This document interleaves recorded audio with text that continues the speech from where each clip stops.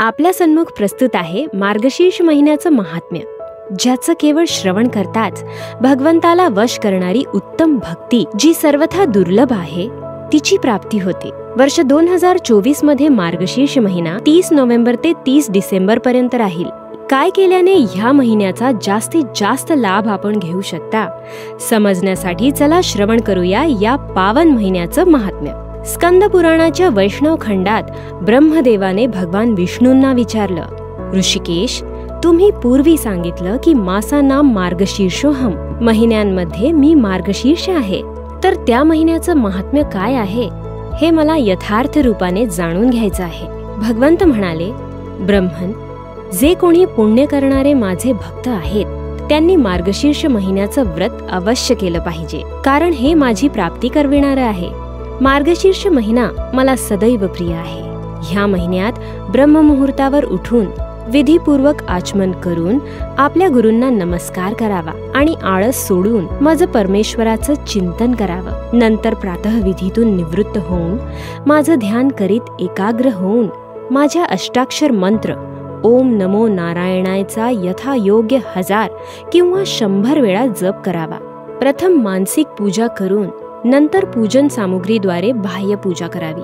जो शंखात पाणी घेऊन ओम नमो नारायणाय मंत्राचं उच्चारण करीत मला स्नान घालतो तो पापांमधून मुक्त होऊन जातो. जो शंखात फूल, जळ आणि अक्षता घेऊन मला अर्घ्य देतो त्याला अनंत पुण्याची प्राप्ती होते.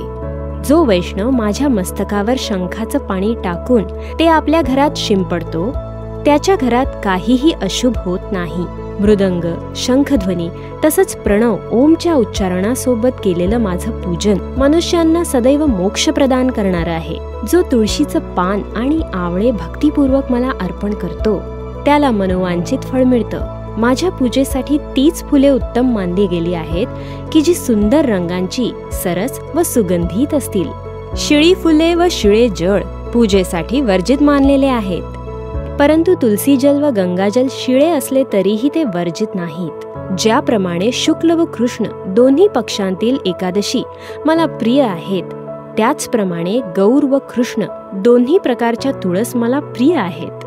जे माझ्या पूजेसाठी तुलसीदल मागणाऱ्याला ते देतात, तसंच अन्य भक्तांनाही तुलसीदल अर्पण करतात, ते माझ्या अविनाशी धामात जातात. अनेक बत्त्यांनी युक्त व तुपाचा दिवा लावून जो मनुष्य माझी आरती करतो तो कोटी कल्पांपर्यंत स्वर्गात राहतो. जो माझ्या पुढे होणाऱ्या आरतीचं दर्शन करतो तो शेवटी परमगतीला जातो.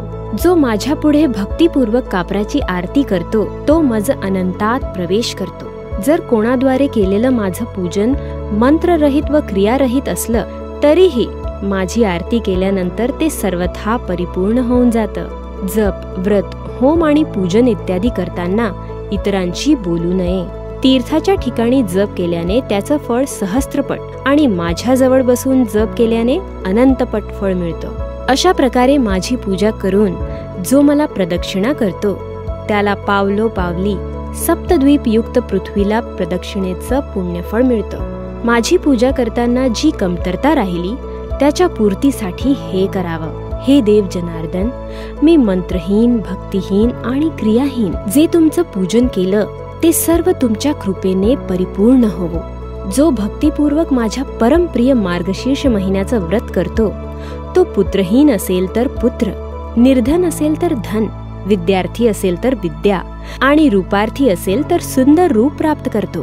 ब्राह्मणास ब्रह्मतेज मिळतं, क्षत्रिय विजयी होतो, वैश्य खजिन्याचा मालक बनतो, शूद्र पापांतून मुक्त होतो. तिन्ही लोकांत ज्या दुर्लभ वस्तू आहेत त्या सर्व मार्गशीर्ष स्नान व व्रताने प्राप्त होतात.